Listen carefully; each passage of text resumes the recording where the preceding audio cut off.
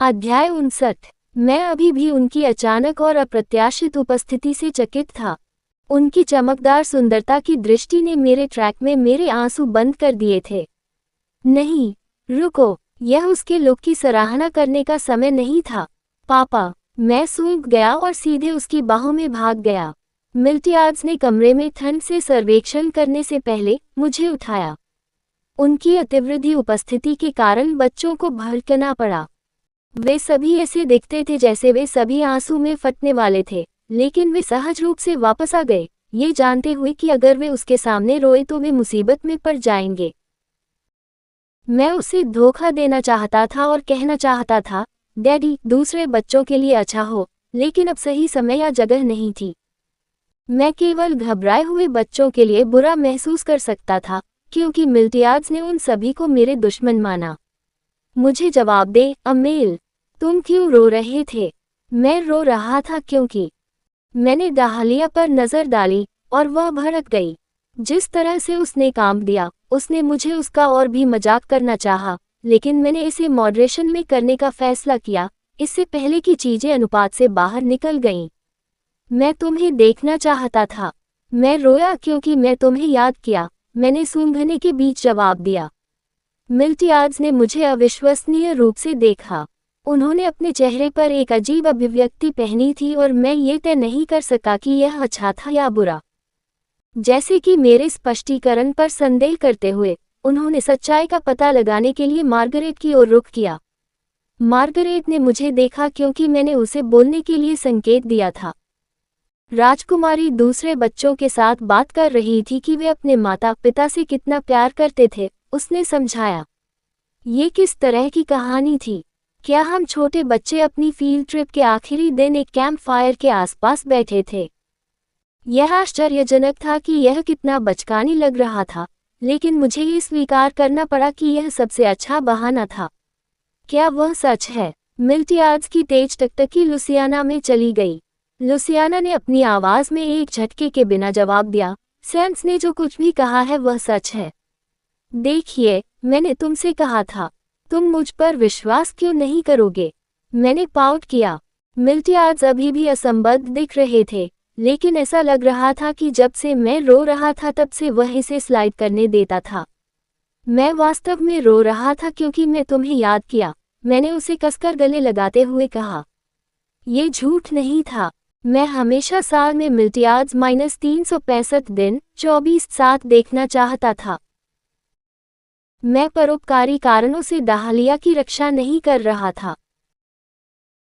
अब तक मिल्टियाड्स में कटौती करना आसान होगा, लेकिन मैं डैडी को तब तक कदम रखने की अनुमति नहीं दूंगा जब तक कि मैंने पहले खुद को ट्रम्पल करने का अपना हिस्सा नहीं किया। व्यक्तिगत रूप से बाहर होने पर बदला सबसे अच्छा है। महामहिम, तुम कहाँ जा रहे हो? हनोक ने मिल्टियाड्स के बाद रईसों के समूह को अवरुद्ध करते हुए बाहर बुलाया। आह, मुझे लगा कि मैंने किसी को डैडी के लिए फ़ोन करते हुए सुना है। डैडी, क्या आप व्यस्त हैं? मैंने पूछा, दरवाजे के बाहर रईसों की भीड़ पर उसके पीछे नज़र डालते हुए। मिल्टियाड्स ने अपमानजनक रूप से जवाब दिया, हम अभी आराम कर रहे हैं। चीज़ों की नज़र से, सच्चाई से आगे कुछ भी नहीं हो सकता है। फिर भी, उनकी प्रतिक्रिया ने मेरे मुंह के कोनों को ऊपर की ओर मोड़ दिया। मिल्टियाड्स ने मेरी खातिर भाग लिया था, और इससे मुझे बहुत खुशी हुई। मैं गिड़गिड़ाने लगा, यदि आप इस तरह से मुंह झूलते रहते हैं, तो बाल आपके बट से बाहर निकल जाएंगे। मुझे विश्वास नहीं हो रहा था कि मिल्टियाड्स मुझे उस पुरानी पत्नियों की कहानी से डांट रहे थे। ये ठीक है, आप मुझे वैसे भी प्यार करेंगे, मैंने आत्मविश्वास से जवाब दिया। मिल्टियाड्स मेरी टिप्पणी पर चुप हो गए, जैसे कि वह पहले कभी इस पर विचार नहीं करेंगे। भले ही यह हल हो गया था, ड्राइंग रूम में वातावरण पूरी तरह से बर्बाद हो गया था। यह एक शर्म की बात थी, क्योंकि यह बस कुछ ही क्षणों में इतना अच्छा था। अब जब मैं इसके बारे में सोचता हूँ, तो डाहलिया को कुछ कहना था, मैंने कहा। एक घबराया हुआ डाहलिया कूद गया जब उसने मुझे उसके नाम का उल्लेख करते हुए सुना। आपको क्या कहना था? मिल्टियाड्स ने सवाल किया। ठीक है, ये है। डाहलिया के गुनगुनाना मुश्किल से श्रव्य थे। वह अपने पूर्व स्व की एकमात्र छाया थी, जब वह घमंडी पर परेड की गई थी जैसे कि वह जगह के मालिक थी। कितना विशिष्ट है। आप मेरा समय कितना समय बर्बाद करेंगे। मैं माफी मांगता हूँ आपकी महिमा। मैं भूल गया कि मैं क्या कहने जा रहा था। भूल गए क्या? उसके पास शुरू करने के लिए कुछ भी नहीं था। जब मैंने छींटे देखा तो मिल्टियाज ने मुझे देखा। ये सोचकर कि मुझे उसके साथ रहना बंद कर देना चाहिए, मैंने गरीब बच्चों की खातिर खुद को बलिदान करने का फैसला किया। डैडी, मैं मैकरोन खाना चाहता हूँ। क्या आपको नहीं लगता कि आप बहुत अधिक खा रहे हैं? लेकिन वे बहुत स्वादिष्ट हैं। चलो कुछ मैकरोन खाओ। मिल्टियाज की अभिव्यक्ति बदल गई और मैं संक्षेप में घबरा गया था वह मुझे फिर से ब्रोकोली पाई खिलाएगा, लेकिन आखिरकार उसने मुझे कमरे से बाहर कर दिया। मैंने चुपचाप खुश हो गया कि मैं इस खतरनाक जानवर को फिर से मोड़ने में सफल रहा, और मुझे लगा कि मैं नौकरानियों और नौकरों को सुन सकता हूं कि सभी ने राहत की एक सामूहिक सांस ली। डैडी के विनाश से उन सभी को बचाने के लिए मुझे अच्छा काम है। उस दोपहर की घटनाओं के बाद रेवेनहुक परिवार एक हंगामा में था। डाहलिया अपनी महल की यात्रा से लौटी और तुरंत खुद को अपने कमरे में बंद कर दिया। डाहलिया, मेरे बच्चे, दुनिया में क्या हुआ? बाहर आओ और मुझसे बात करो। डचेस फियोना रेवेनहुक ने विनती की, क्योंकि उसने दरवाजा खटखटाया और अपनी बेटी को अपने कमरे से बाहर निकालने की कोशिश की। डाहलिया ने अपने जीवन में इतना अपमान नहीं किया था। वह अब से अन्य बच्चों का सामना कैसे करेगी? बस विचार उसकी आंखों में आंसू लाए। ये सब उस लड़की के कारण है। वह अंदर से चिल्लाया। वह लड़की कहीं से भी बाहर दिखाई दी और अचानक राजकुमारी के रूप में ताज पहनाया गया, जिससे वह रैंक में श्रेष्ठ हो गया। हालांकि डाहलिया एक राजकुमारी नहीं थी, वह शाही ब्लडलाइन का हिस्सा थी, जिसने उसे अन्य रईसों से अलग बना दिया। लेकिन वह विभाजन आज उसकी वजह से गायब हो गया था। डाहलिया ने इस बात पर विचार किया कि अन्य बच्चे अब से उसे कैसे उकसाएंगे। ये सब आपकी गलती है, माँ। उसे अपनी माँ की बात नहीं सुननी चाहिए थी, जिसने उसे बताया था कि 30 मिनट देरी से दिखाई देना ठीक होगा, क्योंकि उस नई राजकुमारी को कोई बेहतर नहीं पता होगा। बेबी, मुझे बताओ कि क्या हुआ। मैं आपको समझ नहीं सकता अगर आप केवल मुझे बिट्स और टुकड़े बताते हैं। मुझे नहीं पता। ये सब आपकी गलती है। तुम यही कारण हो कि उस लड़की ने मुझे नीचे देखा। आपका क्या मतलब है?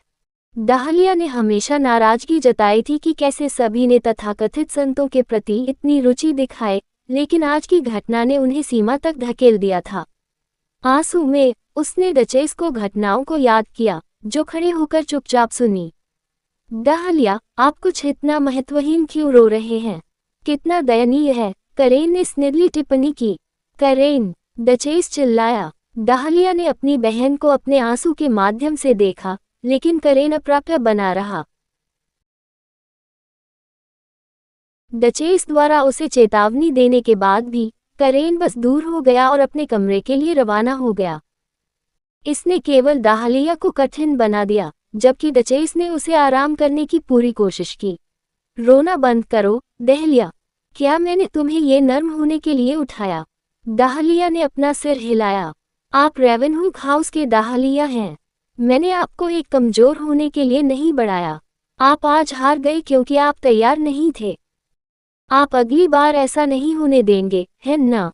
तुम सही हो, माँ। डाहलिया ने सिर हिलाया, उसके संकल्प को मजबूत किया।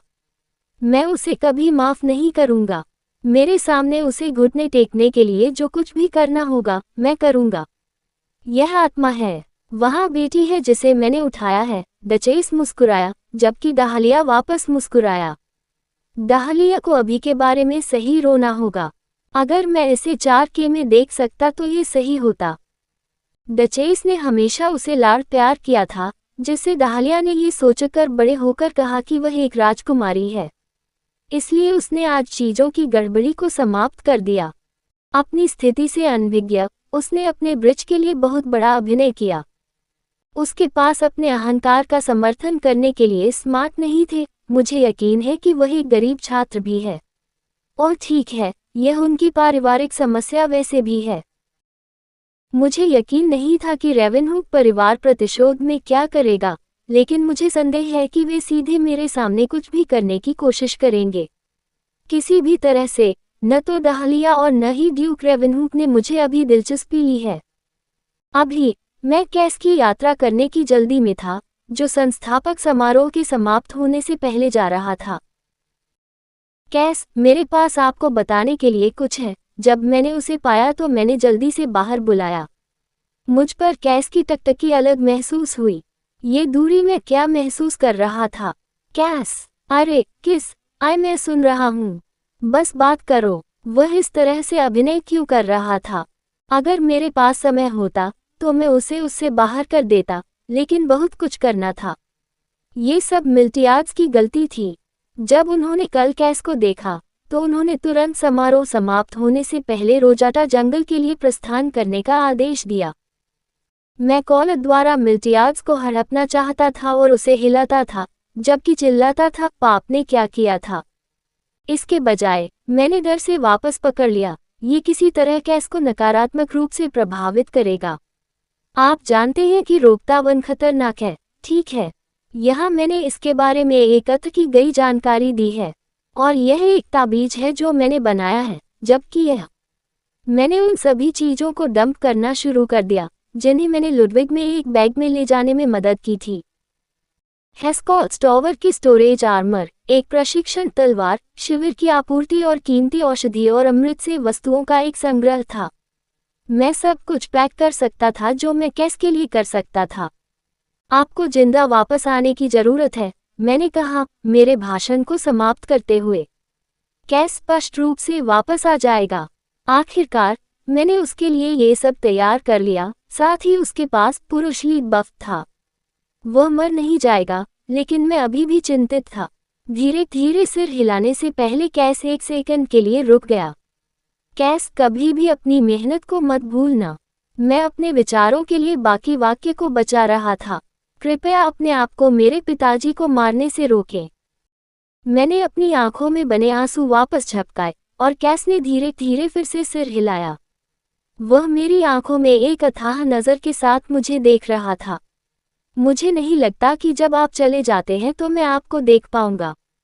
मेरे पास अपने शेड्यूल पर कुछ है, मुझे खेद है, मैंने खुद को एक साथ खींचने के बाद कहा। बेशक, ये सब मेरे पिताजी की योजना का हिस्सा था। मैं अभी भी उसे भेज सकता था अगर मैं वास्तव में चाहता था, लेकिन कैस मिल्टियाड्स की नाराजगी का खामियाजा उठाते थे, इसलिए मैंने इसे धक्का नहीं दिया। ये ठीक है, हरेल के बारे में चिंता मत करो। मैं जिम्मेदारी लूंगा और उसके ऊपर देखूंगा। धन्यवाद। मुझे धन्यवाद देने की कोई ज़रूरत नहीं है। आपको सुरक्षित रूप से वापस आना होगा। मैं आपका इंतजार करूंगा। मैंने बात करना जारी रखा, भले ही कैस मुझे अनदेखा कर रहा था और केवल मुझे एक व्रत प्रतिक्रियाओं को छोड़ दूंगा। ठीक है। मुझे पता था कि मैं इस बिंदु पर नाग रहा था, लेकिन कैस ने विनम्रता से जवाब दिया, क्या अच्छा आदमी है। अंत में, मैंने उसके दोनों हाथों को पकड़ लिया और अपनी आंखें बंद कर लीं। यह आखिरी चीज़ होगी जो मैं उसके लिए कर सकता था। आपकी कृपा आपके बच्चे के साथ हो सकती है, मैंने सुनाया। यह एक संत का आशीर्वाद था जो प्रभु से पूछ रहा था कि कृपया कैस को सुरक्षित और स्वस्थ लौटने दें। कहानी का अंत।